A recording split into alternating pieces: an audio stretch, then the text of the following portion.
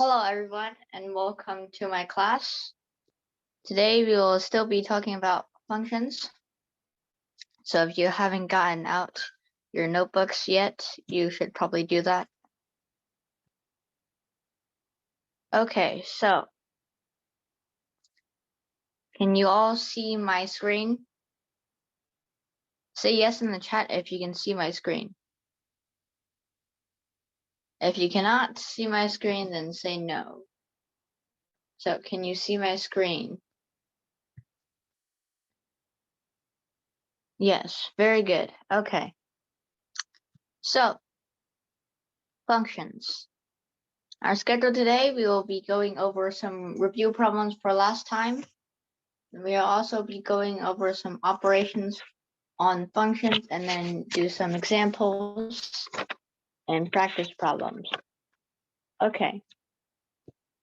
So I'll give you a couple problems to warm up and review what we did last time. So the graph of f is as shown. So I'm going to give you a random graph of a function.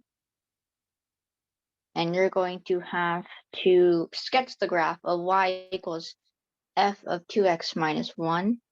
So here is our graph here. It's just a regular, I guess, a regular quadratic function. Okay, so this is 4, this is 2. All right, so sketch the graph of y equals to f of 2x minus 1. Now, I know you can't put the answer in the chat. It'll be quite hard, but please take this time to try and do the problem in your notebook. And I'll check back in a couple minutes. Okay.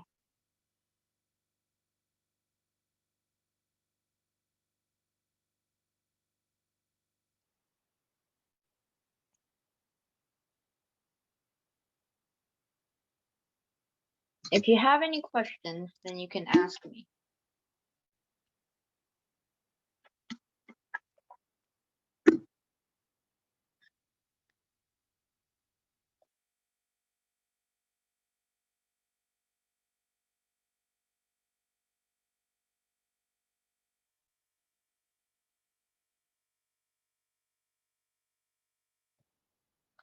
All right, so are we all done with our graph? Also, how about this? I want you guys to find the domain and the range of this new function. We're gonna call this, new function. Let's call it g of x. This is g of x. That's what we're going to call it. So can you find the domain in the range of g of x and put it in the chat? And I'll give you a hint here because the domain is going to change, but the range is not going to change. So I'll give you a few more moments to complete this problem on your notebook, and then I'll go over the answer.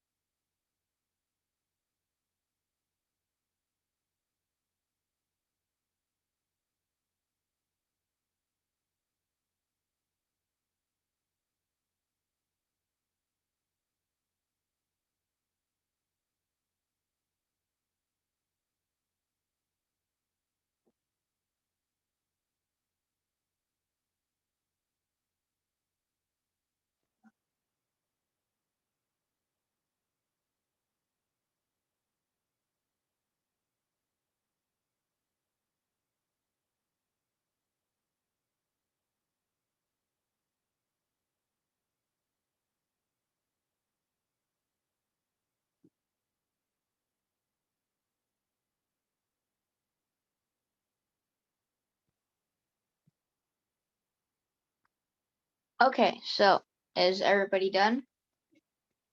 I'll now go over the answer, how we're going to sketch this graph. So this is y equal to f of x. And since this part, we're directly affecting this x here, then we're directly affecting the domain. So since the domain of um, f is 0 to infinity, because this is a actually no, it's in negative infinity to infinity, because this goes on, right? Yeah, it's negative infinity to infinity. So how about this? Can't really see the difference if it's gonna go on, so I'm gonna make it so that it just stops here. Okay, so now we know that this is also going to be a 4, and our domain is going to be 0 to 4. So to find the domain of G, that's going to be for all x that is real, and it has to be in between 0 and 4. So what's going to go in between these? It's going to be 2x minus 1. If we solve this inequality, then it's going to be 1/2 5/2. All right, so that is how it's the new domain. That's how it's going to be, and that is 1/2 to 5/2. Now the range doesn't change because it doesn't directly affect the y value. Okay, it directly affects the x value. So that is how it's going to change. And now we can draw our graph.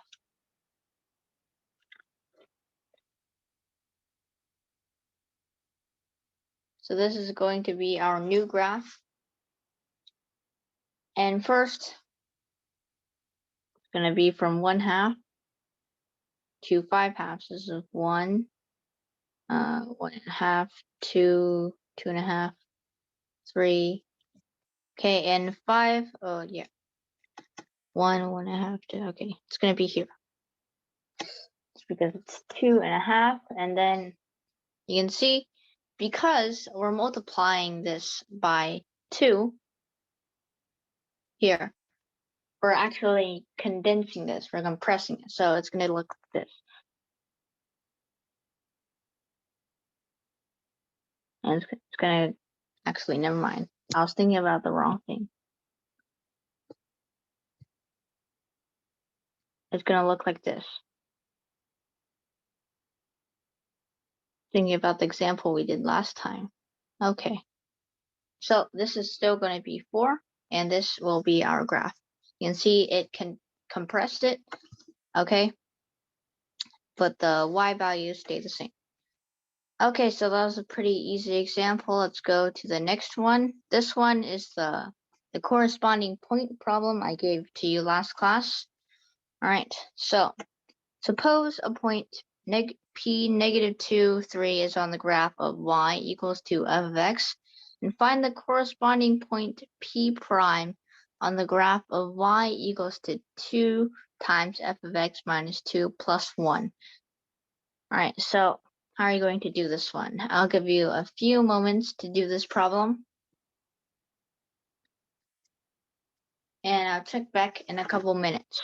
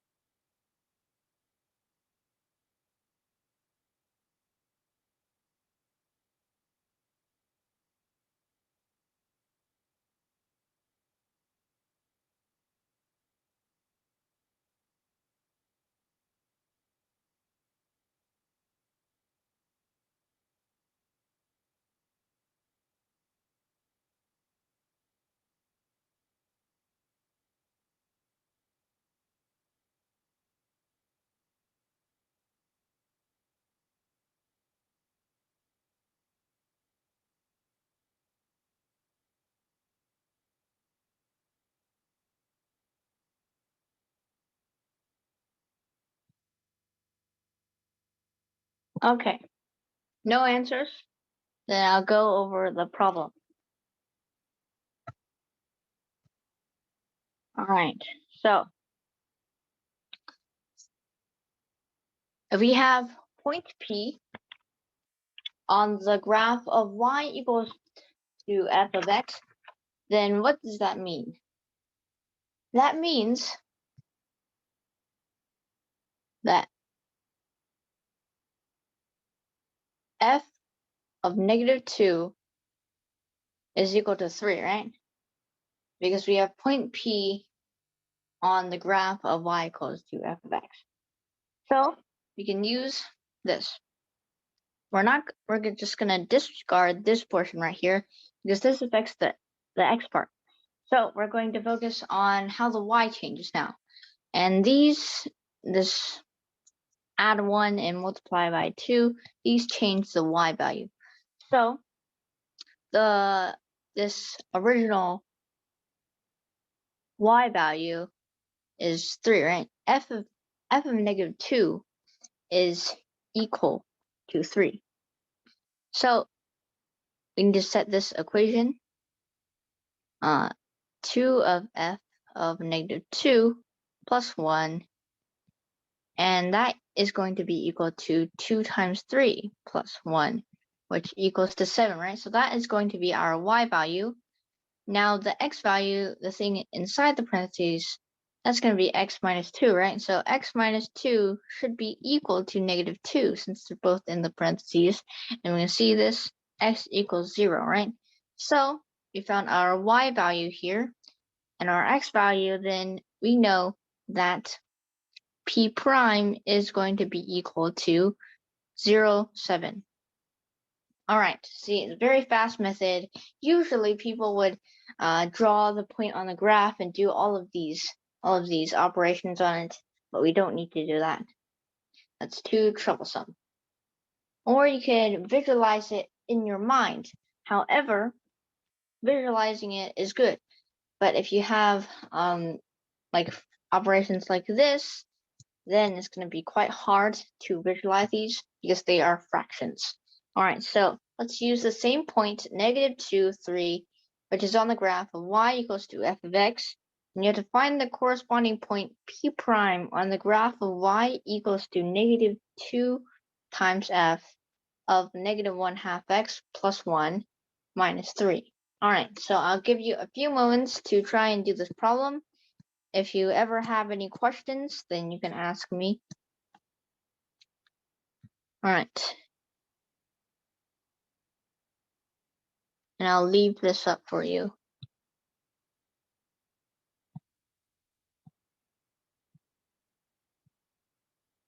Okay. So please do this problem and put your answer in the chat. You can send it to everyone or you can just message me privately. I don't care either way. So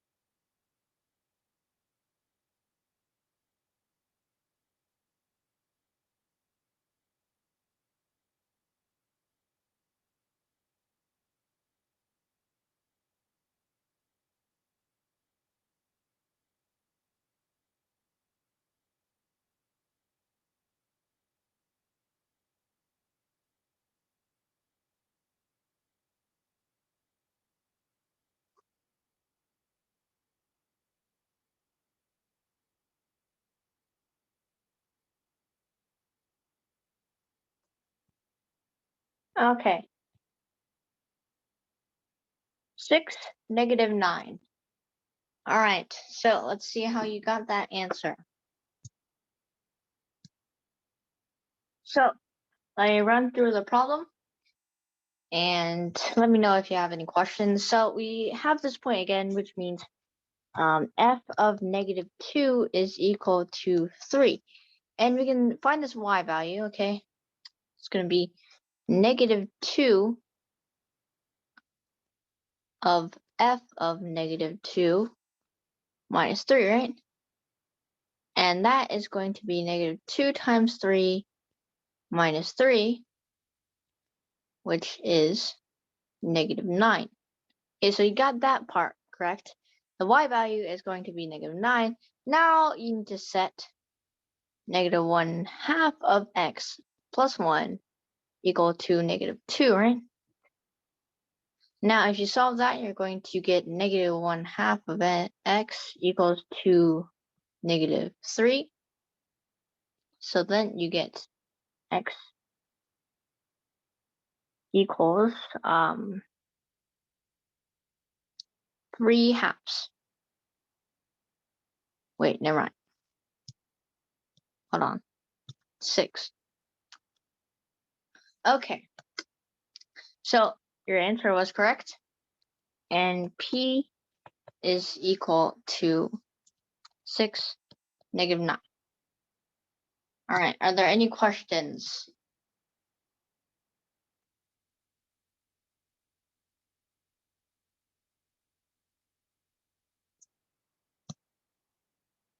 Oh, right. P prime, sorry. P prime. P prime equals to 6 and -9. Okay, so now we're going to look at some functions on we're gonna look at some operations on functions. So get out your notebooks now if you still haven't gotten them out. And this is quite important, so please write it down. So our first property, we're given f and g, which are two functions. And if we have f plus g,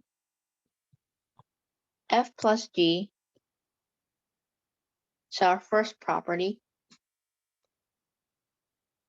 which then is going to be equal to f plus g of x, then likewise, like using distributive property, then this is going to be equal to f of x plus g of x, all right? And f minus g,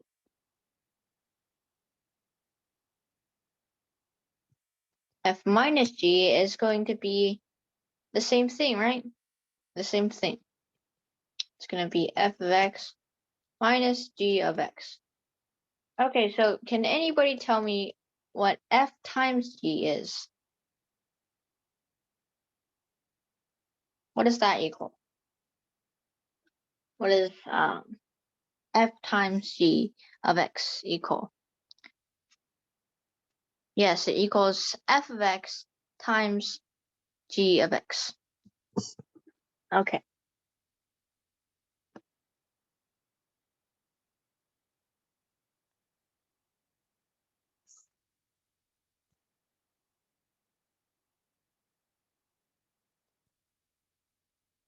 So our last one, f over g,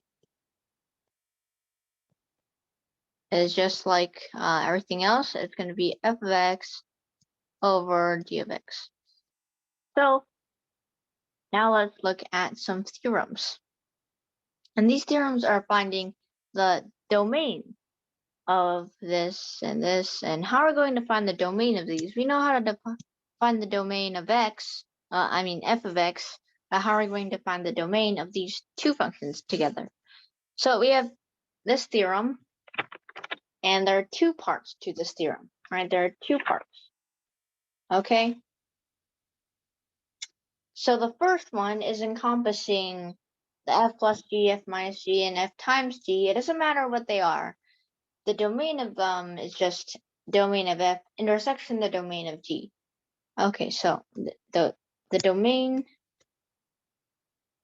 of F plus G or F minus G or F times G, or I mean, there's no more words, too many words. Okay,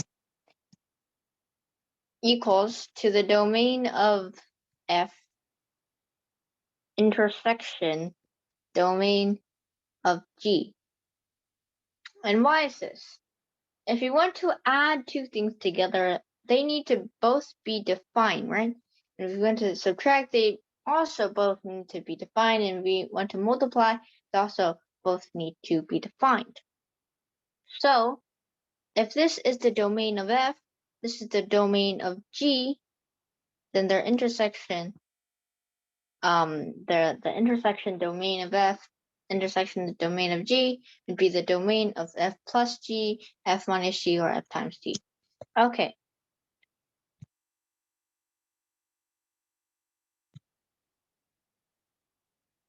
The domain of F over G, however, is different. Both of them also need to be defined. However, can anybody tell me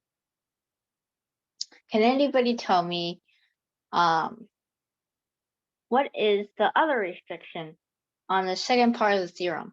If we're dividing F over G, what is our other restriction? Yeah, G cannot be equal to 0, right? G cannot be equal to 0 because if we divide by 0, then that's undefined. So without zeros, well, let's make that more specific. G of X cannot equal 0. All right. So these are our two parts of our theorem. Okay. So are there any questions so far? Any questions?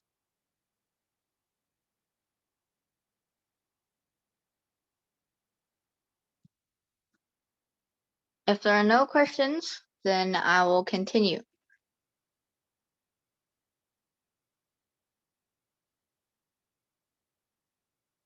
Okay. So we're going to have an example over here. Given f of x equals to square root of 4 minus x squared, and g of x equals square root of 4 minus x squared. Also, A, find f over g of x and f minus g of x. And then B, find the domain of f over g of x and f minus g of x. Okay, so I'll give you a few moments to do this. And if you have any questions, just let me know.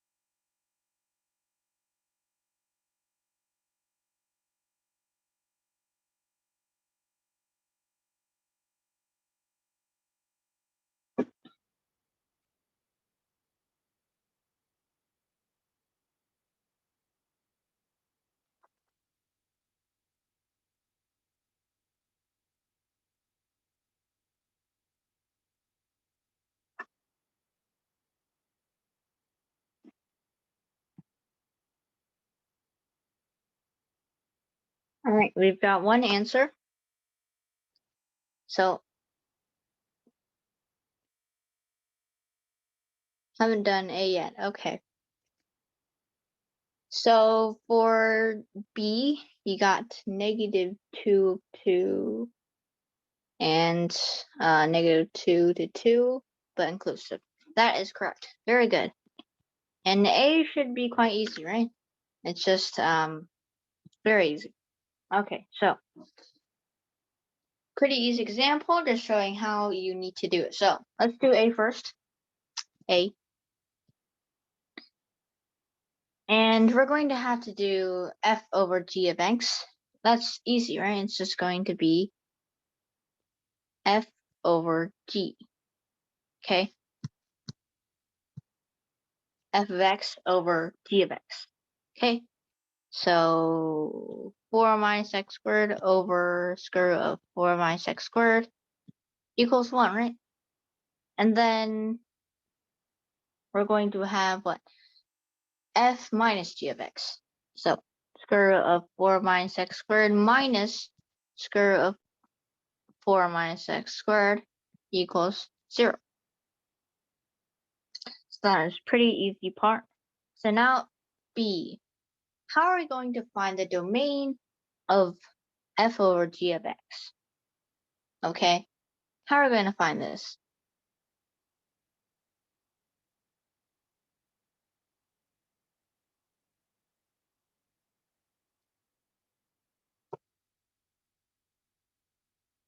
Does anybody have an answer? How are we going to find um how are we going to find the domain of these two? So basically, we need to find the domain separately of f of x and g of x first, but they're the same, so we can just find one. So because it's in a square roots cannot be negative. So 4 minus x squared is going to be positive or equal to 0. So what we need to do here is we can use we can do an inequality. It's going to be x squared is less than or equal to 4. Absolute value of x is less than or equal to 4. Okay. Never mind. 2. Then we can get that -2 is okay. Again, this, right? Our interval -2 to 2, but since g cannot be equal to 0, if we have g equals to -2 or g equals to 2, then it's going to be equal to 0, right? So the domain of g is this, not inclusive. Domain of f, you don't care about the zeros, they're fine. So it's this. And basically, it's the intersection of those domains. And when you're finding the intersection of something, then you're going to find a more restricting one. Okay? If given something like this, it's going to be like just -2 to 2, not inclusive. Now for the domain of f minus g of x, that's even more easier. It's the same thing. You have to intersect the same thing and get the same thing. So that is our answer. Very good. Okay, so next topic we're going to talk about is the composition of functions. Now this looks a bit fancy, right? But it's not that hard. Okay, it's just a lot of algebra and computing stuff, right? So let's do it. So the definition of a composition is okay. The composition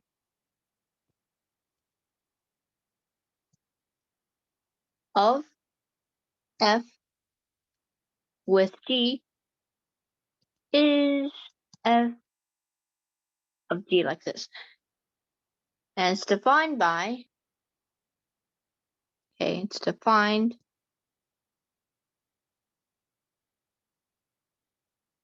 by f of g of x, which is equal to f of g of x, right? So you can kind of compute it. G of x is inside the f. And same thing with g of f. Okay, so the composition of g with f is g of f defined by g of f of x equals to g's of x, g's of f of x. Okay, so that is how we define the composition of these. Okay, so I'll give you a moment to write this down in your notes. And if you have any questions, then please let me know. And apparently, I didn't prepare enough slides today, so we're going to end the class early. So, oh well. But we still have one last example. Hopefully that's not last for a couple minutes. Okay, so if you have this in your notes already, let's continue. So this is our last example.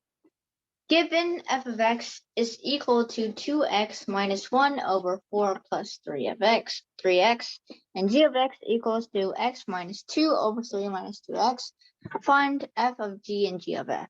All right, so that's pretty easy, right? First, let's say this is A, this is B. Okay, so A, what is f of g of x? That's going to be equal to f of g of x.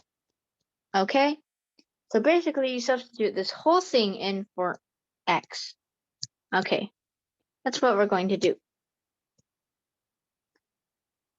It's going to be 2 times x minus 2 over 3 minus 2x minus 1 over 4 plus 3 x minus 2 over 3 minus 2x. And we're going to simplify, right? We can't leave this here because that is just going to be very troublesome. You can't, it's not simplified enough if we have a fraction within a fraction. So how are you going to simplify this? Does anybody know how we can simplify this thing? So basically, we need to multiply this whole thing by 3 minus 2x over 3 minus 2x. Now, this is basically multiplying by 1, so it doesn't really change anything. But from this, we can see that these cancel out, right? These cancel out, okay? And these cancel out, right? So that is what we really want here, right? Okay. So, but if we're multiplying 3 minus 2 of x here, then we're also going to have to multiply it to 4. So keep that in mind. Let's do it. Okay, so that's going to be equal to 2 of x minus 2 minus 3 minus 2x. Okay? So then this part will be 4 times 3 minus 2x plus 3 times x minus 2. All right. And that, once you simplify it, is going to be 4x minus 7 over 6 minus 5x. All right.